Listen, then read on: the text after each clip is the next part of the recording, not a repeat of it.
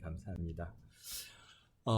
자, 오늘 우리가 벌써 이게 로마서의 참 중요한 또 이렇게 11장을 마치고 오늘은 이제 12장을 시작하게 됐습니다. 로마서를 계속해서 이제 나눠가고 있는데요. 12장의 말씀을 중심으로 말씀의 은혜와 응답받는 그런 놀라운 축복이 함께 하시기를 바랍니다. 로마서는 크게 세 단원으로 나누어 볼 수 있는데요. 1장에서부터 8장까지는 복음에 대한 말씀을 주로 하고 계십니다. 복음이 무엇이냐라고 하는 질문에 대해서 우리 한번 찾아볼까요? 로마서 1장 1절서부터 2절서부터 우리 4절에 말씀하고 계십니다. 우리가 다 자꾸 또 한 번씩 다시 상기하는 그런 의미가 있으니까 함께 읽겠습니다. 이 복음은 하나님의 선지자들을 통하여 그의 아들에 관하여 성경에 미리 약속하신 것이라. 그의 아들에 관하여 말하면 육신으로는 다윗의 혈통으로 나셨고 성결의 영으로는 죽은 자들 가운데에서 부활하사 능력으로 하나님의 아들로 선포되셨으니 곧 우리 주 예수 그리스도시니라. 아멘. 그렇습니다. 복음은 바로 복된 소식이요, 예수님을 믿음으로 구원을 받았으니 위로는 하나님을 갖다가 사랑하는 것, 곧 그것이 창조의 목적인 수직계명을 순종하는 사람이 된다고 하는 내용을 1장에서부터 우리가 이제 8장에까지 걸쳐서 말씀해 주셨습니다. 그리고 두 번째 단어는 우리가 9장, 10장, 11장 우리가 재미있게 같이 나누었던 말씀이죠. 이것은 바로 뭡니까? 복음 안에는 이방인과 유대인의 관계성을 설명해 주고 계시는 내용이었습니다. 유대인들은 하나님께서 택하신 민족이지만 이방인들의 구원을 위해서 그들의 눈을 가리시고 귀를 막으시고 마음에 우둔하게 하셔서 예수님을 갖다가 구주로 깨닫지 못하고 그래서 믿지 못하게 함으로써 뭐가 있어요? 그들이 구원의 은혜가 유대인에게 머물지 않고 누구에게 옮겨갔습니까? 바로 이방인에게 향하게 되었다 하는 내용을 갖다가 9장, 10장, 11장에 걸쳐서 말씀해 주고 계신데요. 그래서 언제까지 그러는가 했더니 이방인의 충만한 수가 차면 이제 가려진 유대인들의 눈, 귀, 마음이 열려져 가지고 예수님께서 그들이 구하며 기다렸던 메시아이심을 갖다가 알게 되고 온 이스라엘이 이제 구원을 받으리라 라시는 그런 말씀을 갖다가 우리가 함께 나눴습니다. 그래서 그러므로 바로 이제 수평 계명인 예수님 안에서 서로 사랑해라 라고 하시는 말씀이에요. 유대인 크리스찬들과 이방인 크리스찬들 간에 서로 사랑하라. 그래서 수직 계명이신 위로 하나님을 사랑하고 수평 계명인 바로 우리 이웃을 사랑하는 그러한 내용들이 담겨져 있고요. 오늘 이제 12장부터 마지막 16장까지는 이제 세 번째 단락인데요. 뭐냐면 그리스도인들의 삶을 곧 어떻게 살 것인가라고 하는 그런 내용들을 지금 담고 있습니다.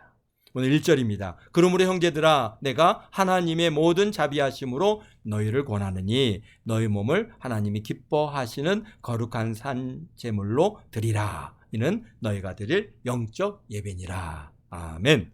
그렇습니다.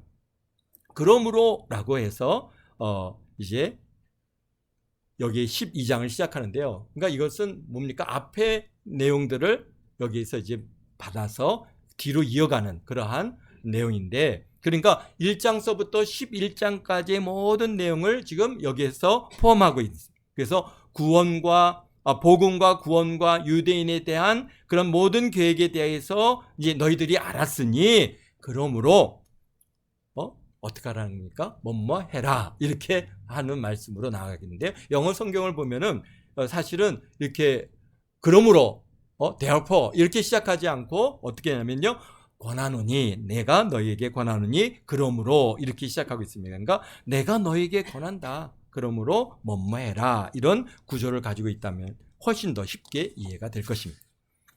형제들아 그러셨는데요. 이 형제들은 누구를 지칭하는 것일까라고 하는 우리 의문점을 한번 가져보는 겁니다. 누굴까? 형제들. 여기서 그러므로 형제들아 라고 이렇게 부르시는 이 대상인데 바로 이 로마서의 수신을 한 이 로마서를 읽게 되는 수신자들이겠죠. 그러니까 첫 번째로는 이 수신자가 누굽니까? 형제들인데 어떤 형제들입니까? 로마에 있는 그러한 형제들이겠죠. 그리고 두 번째 수신자는 또 이 로마서를 읽는 모든 크리스찬들을 갖다가 여기에서 담고 있는 내용입니다. 1장 5절에서부터 우리 6절에 보면은 형제들에 대해서 이렇게 설명하고 계십니다. 한번 찾아가서 읽겠습니다. 로마서 1장 5절에서 6절. 그러므로 우리가 은혜와 사도의 직분을 받아 그의 이름을 위하여 모든 민족 중에서 믿어 순종하게 하나니 너희도 그들 중에서 예수 그리스도의 것으로 부르심을 받은 자니라. 그러니까 여기서 사실 이 지금 형제들아라고 하는 형제를 갖다가 좀 더 이렇게 집중적으로 들여다보면은 로마에 있는 모든 크리스찬들이 우선적으로 얘기하는 것이 아닙니다. 어떻습니까? 하나님께서 너희를 갖다 특별히 부르셨어. 너희들 중에 예수 그리스도의 것으로 부르심을 잔데 로마에서 하나님의 사랑하심을 받고 성도로 부르심을 받은 모든 자에게 하나님 우리 아버지 주 예수 그리스도로부터 은혜가 평강이 있을지어다. 그렇게 이제 말씀하시는데, 그러니까 이 로마서의 지금 형제들에는 로마 교회 지금 사도 바울을 통해서 훈련돼서 선교사로 나가 있는 많은 인물들이 있고, 그분들이 지금 로마 교회 안에 있는 여러 문제들을 이제 어떻게 합니까? 바울 사도에게 이런 문제들이 있는데 이걸 어떻게 하면 좋겠습니까? 라고 하는 질문들을 이제 가지고 이 로마서를 갖다가 그의 응답하는 형태로 기록하고 있기 때문에 먼저 여기서 형제들은 바로 어떻습니까? 우리 뭡니까? 바울과 디모데와 여러 사람들 같이 선교사 그룹이라고 사역자들이라고 우리가 생각할 수 있습니다. 그러니까 수신자는 로마에 파송된 선교사로서 바울의 제자들이 1차적으로 수신자입니다.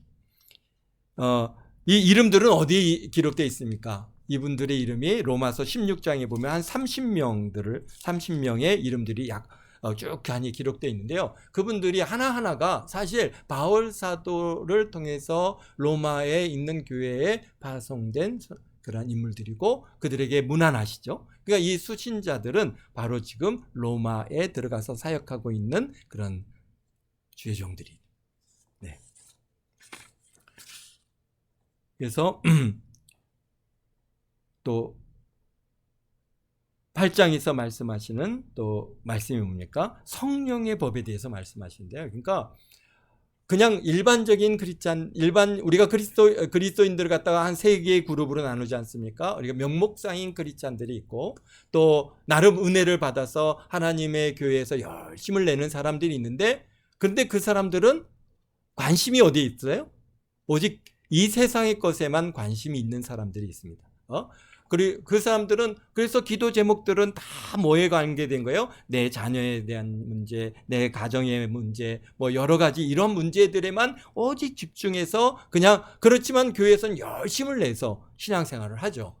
그런 그룹이 있고, 그 다음에 세 번째 그룹은 오직 하늘에 대한 소망을 가지고 나아가는 그런 하나님 앞에 불림받아지고 또 특별히 하나님께서 택하시고, 여기서 보면 로마서 8장에서 말씀하신 것처럼 성령의 법을 통해서 하나님의 그러한 거듭남의 확실한 증거들을 갖다가 받은, 그래서 그런 부르심을 받고 나아가는 그런 사람들이 있는데, 우리 8장 29절에 보면은 이렇게 말씀하고 계십니다. 볼까요?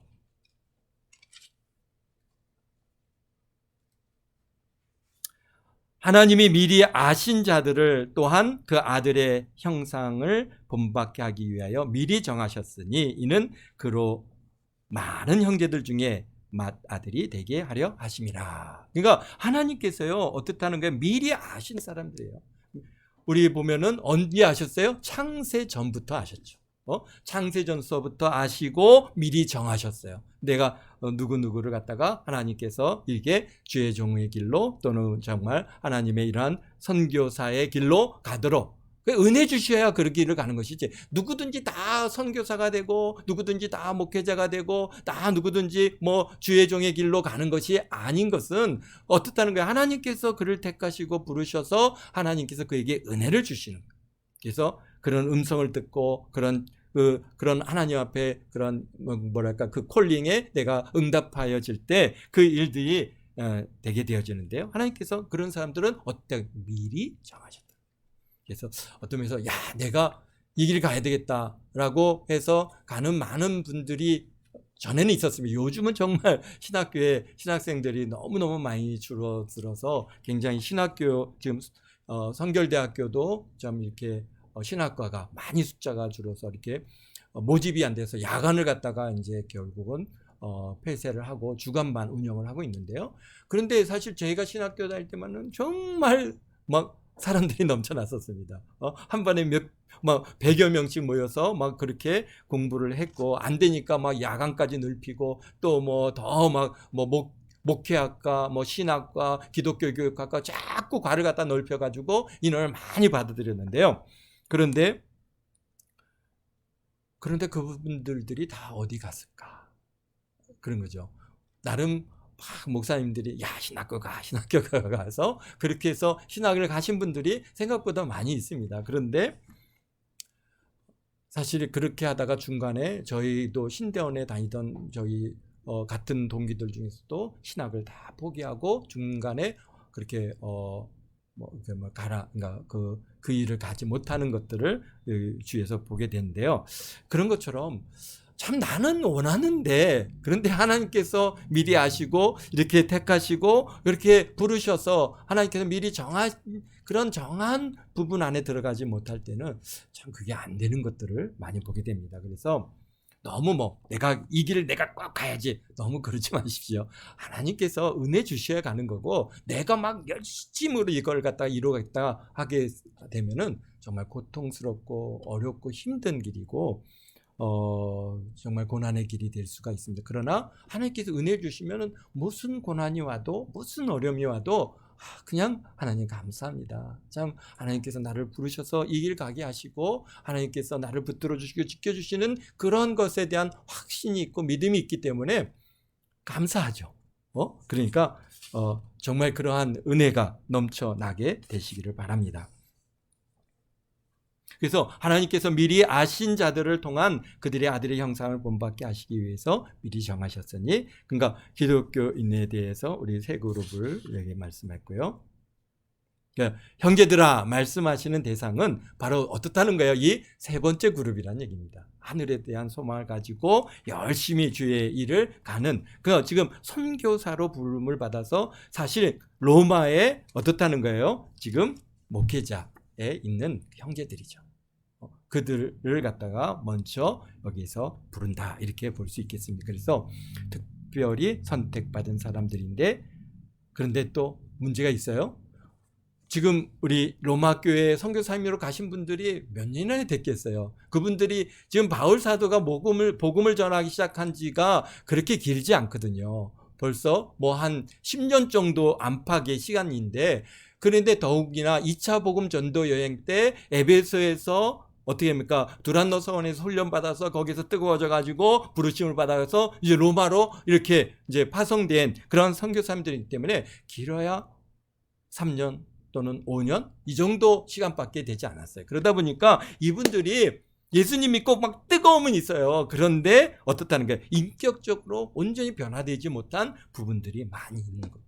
우리가 신앙생활이라는 게 하루아침에 그냥 금방 은혜 받으면 금방 내가 다 되어질 것 같지만은 사실 그렇지 않습니다. 꽤 시간의 그런 과정들이 필요합니다. 그래서 그런 훈련의 과정도 필요하고, 무엇보다도 더 중요한 것은 하나님의 말씀을 날마다 경험하면서 내 인격과 내 생각과 나의 모든 것들이 변화되는 과정들이, 그러한 연단의 과정들이 필요한 것이죠. 그래서 어떻게 합니까? 우리가 성결한 그리스도인으로 나가게 되는 것입니다. 근데 이분들에게 이런 인격적인 변화가 변화되지 못한 부분들이 있어서, 그래서 뭐라고 할 말씀입니까? 그러므로 하나님의 자비하심으로 곧 하나님의 긍휼한 마음이 너희에게 있는데, 왜냐하면 인격이 변화가 아직 안 됐다는 것입니다. 그래서 로마 제국의 복음화를 이분들이 헌신과 변화로 이루어가는 것인데, 사실 그렇습니다. 바울 사도의 우리 예수님께서는 12명의 제자들을 택해서 세상을 변화시키지 않았습니까? 지금 바울 사도는 이 로마에 가 있는 이분들의 헌신과 변화와 그분들의 충성함으로 결국 로마라고 하는 이 지역이 복음화되는 가장 중요한 인물들입니다. 언제든지 교회는 예수님께서도 모든 사람을 대상으로 막 열심히 시간을 보내지 않았습니다. 12명을 집중적으로 훈련시켰고요. 그 다음에 바울 사도는 이 로마에 있는 이분들을 어떻게 집중적으로 훈련시켜서 로마를 변화시킨 거예요. 결국은 로마가 변하지 않았습니까? 그러기 위해서는 이분들이 헌신과 변화가 이루어져야 되는데 아직은 그러지 못하다는 거예요. 그래서 어떻게 하라는 거예요? 오늘 여기에 말씀하신 것처럼 너희 몸을 하나님이 기뻐하시는 산 제물로 드리라 말씀하십니다.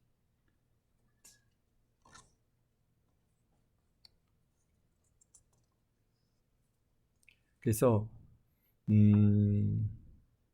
특히 지금 로마 교회에 있는 이 지도자들이 사람들에게 문제점을 갖다가 지적하시는데요. 그 지적하는 내용이 오늘 12장에서부터 15장까지 쭉 이어지고 있습니다. 오늘 한 몇 가지를 찾아보면요. 먼저 12장 3절에 그들이 그렇게 변화되지 못하여서 내가 너희들에게 이제 말씀하시는 겁니다. 3장에 보면은 어떻게 해요? 믿음의 분량대로 지혜롭게 생각하지를 않으니까 어떻게 하는 거예요? 너희가 믿음의 분량대로 지혜롭게 생각하라. 이거 우리가 여기서 이 말씀하시는 이 배경에는 그렇게 안 하는 거예요. 그 부르심에 합당한 삶을 살지 못하고 믿음의 분량대로 지혜롭게 생각하지 못하고 믿음의 분량이 있고 믿음의 분량에 따르는 것인데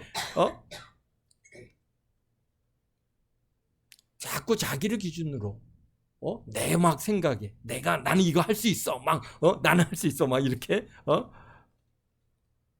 그런 믿음의 분량대로 지혜롭게 생각하라라고 말씀하십니다. 두 번째는 10절에 보면은 형제를 사랑하여 서로 우애하고 존경하기를 서로 먼저 하며. 그렇습니다. 이게 우리가요 언제든지 목회자 그룹이라든지 선교사 그룹들 안에서 가장 큰 문제들이 굉장히 서로 사랑해야 되는데, 그런데 우리 목사님들이나 우리 선교사님들이 보면은 굉장히 그런 뭐가 있냐면은 이렇게 경쟁 의식이 있습니다. 뭔가를 갖다가 내가 이루어야 되겠다는 경쟁 의식이 있다 보니까 서로 경쟁하다 보면은 다툼이 간혹씩 생겨납니다. 그렇다 보니까 그것을 지금 바울 사도는 지적하고 형제를 사랑하며 서로 우애하고 존경하기를 서로 먼저 하라. 그렇습니다. 서로 존경하지 않는다는 것이죠. 부르심에 합당한 삶을 살지 못한다는 겁니다. 그렇기 때문에 그렇게 해라.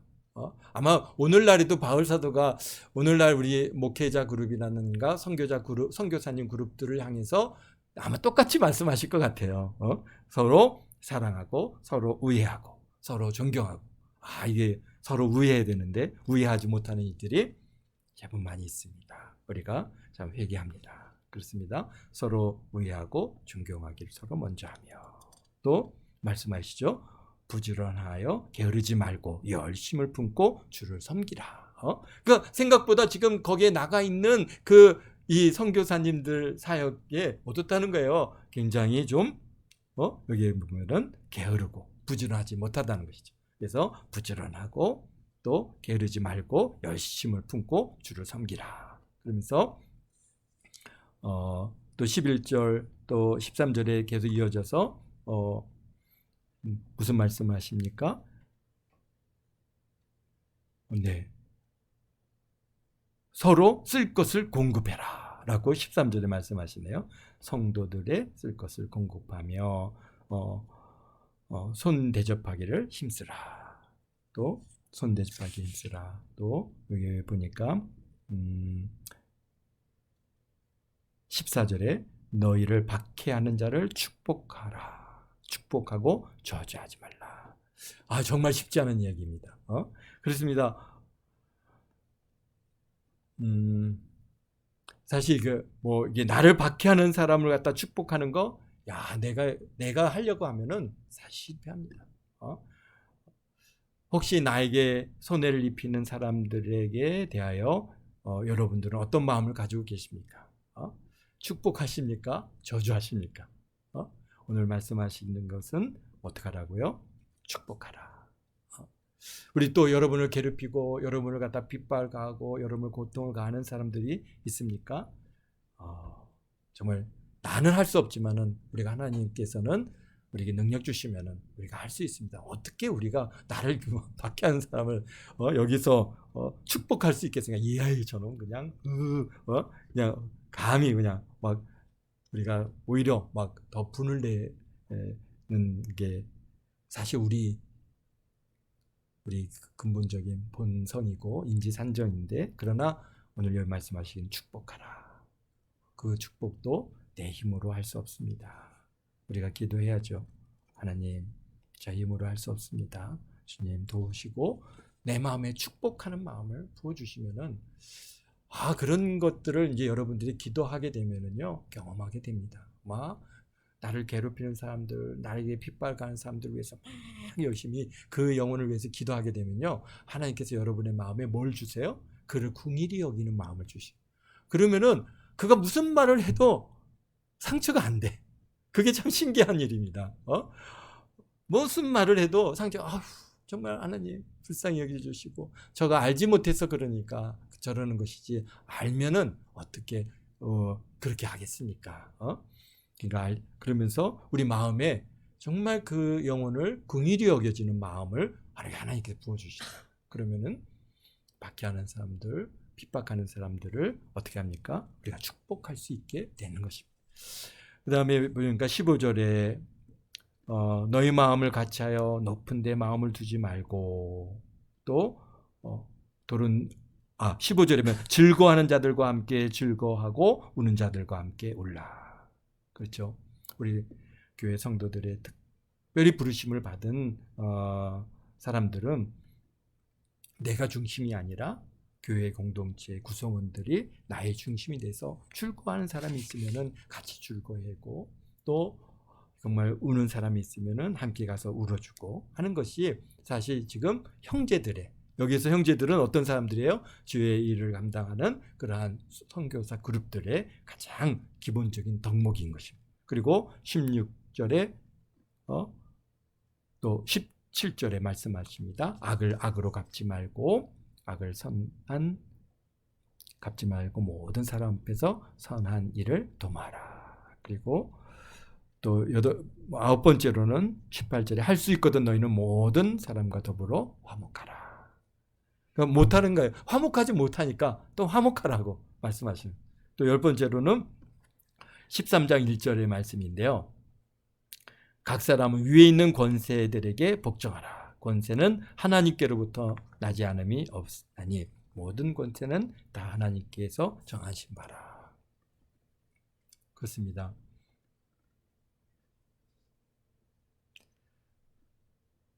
그렇게 형제들아, 그러므로 형제들아 내가 하나님의 모든 자비하심을 너희를 권한다 라고 하셨죠. 그러면서 너희 몸을 하나님이 기뻐하시는 거룩한 제사로 드리라. 앞에서 말씀하신 부르심에 합당한 삶을 살려면 먼저 우리가 뭐가 필요합니까? 하나님께서 기뻐하시는 산제물로 드려질 때 이 앞으로의 우리에게 주어진 그 아까 10가지의 이런 모든 삶을 우리가 살아갈 수 있는, 내 힘으로 내 능력으로 안 되는 것이죠. 어떻게 해요? 하나님께 기뻐하시는 산제물로 드릴 때, 그것도 뭡니까? 너의 몸을 하나님이 기뻐하시는 산제물로 드릴 때 그것이 이루어지는 것이다. 근데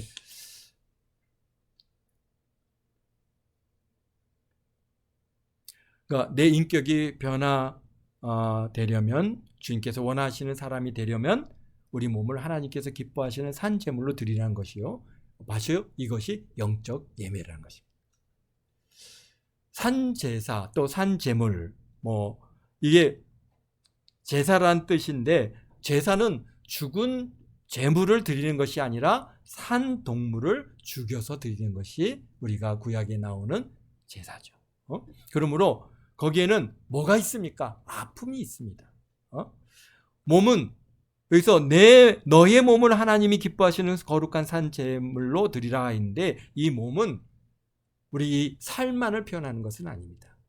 우리 예수님께서 언제든지 내 살과 내 피를 먹고 마시라라고 얘기하실 때 분명히 살에 대한 얘기를 하세요. 그러니까 살은 몸이 아닙니다. 그게 몸의 한 부분이죠. 그래서 이 몸이라고 하는 것은 우리 혼과 육을 다 포함하고 있는 겁니다. 그러니까 내 모든 것을 어떻게 하는가? 산 제물로 하나님 앞에 드려지는 것입니다. 그래서 산 제물의 모범이 되는 사건이 무엇이냐? 바로 예수님께서 자신을 산 제물로 드려서, 그래서 그 십자가에서 죽으심으로 우리에게 구원의 길을 활짝 열어주십니다. 바로 그분이 바로 이렇게 드려지는 것이 산 제물이다라고 보여주고 계십니다. 우리도 복음 전도의 삶은 바로 산 제물로 드려지는 그러한 삶입니다. 로마서 9장에서 11장까지 해서 보여주신 것은 이방인이 살아나려면은 민족적으로 한 민족이 어떻게 되는 거예요? 죽어야 되는 거예요. 우리가 그것을 보았죠. 9장, 10장, 11장에 걸쳐서 얼마나 유대인들이 철저하게 2000년 동안 누구를 위해서? 우리 이방인들을 위해서 그들이 죽임을 당하고, 심지어는 어떻게 했습니까? 600만 명이 그 아우슈비츠에서 불로 태워 정말 가스실로 들어가서 불로 태워서 죽임을 당하는 그러한 그 처참한 과정들을 왜 하나님께서 그게 다 하나님께서 허락하셨으니까 가능한 이유. 왜 허락하셨느냐? 바로 오늘 이 시대 이 70 몇 억이에요 지금? 74억? 75억? 하여튼 이 어마어마한 인구 가운데 우리 크리스찬들이 22억 명이나 된단 말이에요. 바로 그분들의 죽음이 결국은 오늘날에 이렇게 엄청난 크리스찬들을 낳게 하셨고, 이제 뭡니까? 우리 이방인의 그 충만한 수가 찰 때까지, 근데 점점 차가는 것 같아요. 왜? 유대인들이 눈이 열려지기 시작했어요. 그래서 유대인들 중에 크리스찬들이 지금 나오고 있어요. 그리고 더욱 놀라운 것은 1948년도에 이스라엘이라고 하는 나라가 독립을 했어요. 그리고 그들이 다 하나님의 말씀대로 다 어떻게 땅끝까지 일어서서 하늘 끝에 있을지라도 내가 그들을 다 불러서 이스라엘로 돌아오게 하겠다 하셨는데, 지금 어마어마한 숫자가 이스라엘로 돌아가고 있습니다. 더욱이나 우크라이나와 러시아의 전쟁을 통해서 정말 그 지역에 우크라이나의 유대인들이 가장 많이 모여 살고 있고 러시아에 가장 많은 유대인들이 모여 살고 있는데, 그 두 나라가 전쟁하니까 결국은 거기에서부터 많은 유대인들이 다 빠져서 나와서 어디로 갑니까? 다 이스라엘로 돌아가고 있어요. 그래서 정말 한 해 몇천 명씩 또는 몇만 명씩 지금 이스라엘로 유대인들이 돌아가고 있습니다. 그래서 땅끝까지 있는 모든 유대인들을 다 모으시는 때가 또 언제일지 우리는 잘 모르겠지만, 하여튼간 유대인들이 다시 이스라엘로 모이고 있다. 그리고 더욱 그들이 이제 예수 그리스도에 대한 눈이 열려지고, 정말 오늘 저기에서도 유대인들 중에 정말 500명이 같이 우리가 크리스찬이다라고 하면서 공개적으로 자신들을 갖다가 드러내는 그런 일들을 지금 행하고 있습니다. 깜짝 놀랄 일이죠. 벌써 어마어마한 숫자입니다. 근데 요한계시록에 보니까 그 숫자가 얼마였어요? 14만 4천인데 글쎄 그것이 지금 무엇을 의미하는지는 분명하게 잘 우리는 알지 못하지만, 어쨌든 간 예수님을 따르는 자가 14만 4천이에요. 유대인들 중에. 지금 유대인들 중에 몇만의 사람이 예수님을 따르는지 우리는 잘 알지 못합니다. 그러나 지금 자꾸 그 숫자가 늘어나고 있다라고 하는 사실을 우리가 볼 수 있고요. 그러면서 우리 지금 22억 명의 크리스찬들, 어쨌든간 기독교인이라고 하고, 기독교인, 가톨릭, 모든, 하여튼 예수님을 갖다가 나름 믿는다라고 고백하는 모든 사람들을 다 모으면 22억이잖아요. 어마어마합니다. 그래서 그러한 그 큰 무리들이 이제 예수님을 따르는데, 그래서 이게 이방인의 수가 얼마인지는 우리가 잘 모르지만은 아주 급격하게 지금 하나님께서 채워가고 있는 것은 아닌가 그렇게 보아집니다. 그래서 그런데 그 바로 0.2%인 그 유대인들이 어떻게 삽니까? 지난 2000년 동안 철저하게 죽임을 당했습니다. 그들이 더욱이 예수 그리스도를 그들이 믿지 아니한다고 하는 그것 때문에 정말 이 유대인들을 떠거나 예수님이 십자가 못 박혀 죽은 민족이라고 해갖고 우리 기독교인들이 얼마나 유대인들을 갖다가 때려잡아 죽이고 얼마나 많이 그들을 갖다가 정말 핍박을 가했는지 우리가 2000년의 역사, 1900년의 역사가 그랬습니다. 그런데 이제서야 1900년도 지난 이제서야 우리가 유대인들을 우리가 그들을 반유대적인 입장에 쓰지 않고 교회들이 이제 친유대적인 입장에 서게 되는데 그게 어디서부터? 미국에서부터 시작해갖고 오늘 대한민국에 사실 유럽은 아직도 유럽 교회들은 반유대적인 사상이 생각보다 많이 자료. 왜? 지난 1900년의 시간을 갖다가 그들이 반유대적인 사상을 가지고 있기 때문에. 그래서 그걸 왜 하나님께서 허락하셨느냐? 바로 우리 이방인들이 구원받는 시간들을 주시기 위해서 그렇다고 하는 사실을 우리가 로마서 11장에서 우리에게 보여주고 계시지 않습니까? 그러나 하나님께서 그 민족을 버렸느냐? 아니라는 겁니다. 어떻게 했다는 게 그들이 이제 영적인 눈을 열어주심을. 그래서 원감람나무에서 찍힘을 받은 그 사람들이 이방인들의 구원의 은혜가 주어진 것 같이 이제 그들에게도 하나님께서 다시 한번 접붙이는 역사가 있게 되어질 때 그 민족이 이스라엘이 다 구원을 받을 것이다 라고 말씀해 주고 계십니다. 그러니까 이와 마찬가지로 순교의 역사도 마찬가지입니다. 산제물에는 육체의 죽음이 따르게 돼 있습니다. 그렇죠? 제물들은 육체의 죽음이 있죠. 몸의 혼의 죽음. 근데 사실요, 우리가 육체의 죽음뿐만이 아니라 또 뭐가 있어요? 혼의 죽음이 있습니다. 어떨 때는 육체의 죽음은 물론 그것도 굉장히 결코 내가 하고 싶다고 해서 되는 거 아니고 하나님께서 은혜를 주셔서 순교자의 길로 가게 하시지만은 그러나 어떤 면에서는 순교가 순간적으로 이루어져서 그 고통이 그렇게 크지 않을 수도 있습니다. 그런데 반면에 혼의 순교는요, 이거는 정말 어떤 면에서는 더 고통스럽습니다. 더 힘들 때가 있습니다. 뭡니까? 우리가 혼의 순교가 뭡니까? 우리가 인격적으로 무시당하고 자존심이 무너지고 자존심이 무시당하고 멸시당하고 이런 것도 하나의 뭡니까? 여기에 산제물로 드려지는 순교와 큰 의미에 있어서는 일맥상통하는 거예요. 왜? 너희 몸을 하나님의 기뻐하시는 산제물로 드리는 것인데 그 몸 안에는 뭐가 있다고요? 혼도 있고 육도 있죠. 그래서 육체의 죽음도 순교이지만은 그러나 혼의 죽음, 우리가 인격이 무시당하는 거, 이거요 얼마나 고통스럽습니까?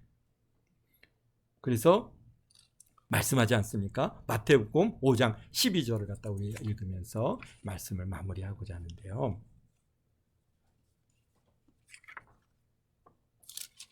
예수님께서 칠복을 얘기하시죠. 산상보원에서 칠복에 마태복음 5장 10절에서부터 12절 말씀입니다.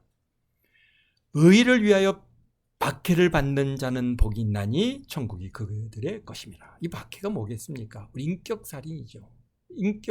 우리 혼의 무시, 인격을 무시당하고 그들이 박해하는 내용이 뭡니까? 우리 육체를 갖다가 박해를 가하기도 하지만은 우리에 와갖고 계속 멸시하는 말하고 무시하는 말하고 너가 뭔데 너가 그래갖고 어떻게 되냐 그러면서 넌 좀 이상하다, 너 정신병자 아니냐 이런 우리 얘기들을 갖다가 예수 그리스도 믿는다는 것 때문에 받게 되어지는 많은 이런 인격적인 살인이죠. 이런 것들이 혼의 죽음입니다. 날마다 죽는 거예요. 그 얘기를 들을 때마다 주여, 그들과 싸울 수 없잖아요. 바로 우리가 그런 죽음의 자리에. 그러니까 그게 우리가 산제물로 하나님 산제물로 드립니다. 주님 받아주세요. 그러니까 여기서 의를 위하여 박해를 받는 자는 복이 있나니 천국이 그들의 것임이라. 나로 말미암아 너희를 욕하고 박해하고 거짓으로 너희를 거슬려 모든 악한 말을 할 때 이게 바로 지금 순교 현장입니다. 우리 혼의 순교 현장입니다. 그저 우리가 육체의 순교는 어떤 면에서 그냥 와서 칼로 베고 그냥 총으로 쏴서 죽이고 그러면은 그냥 죽을 수 있지만은, 그러나 이거는 그렇지 않습니다.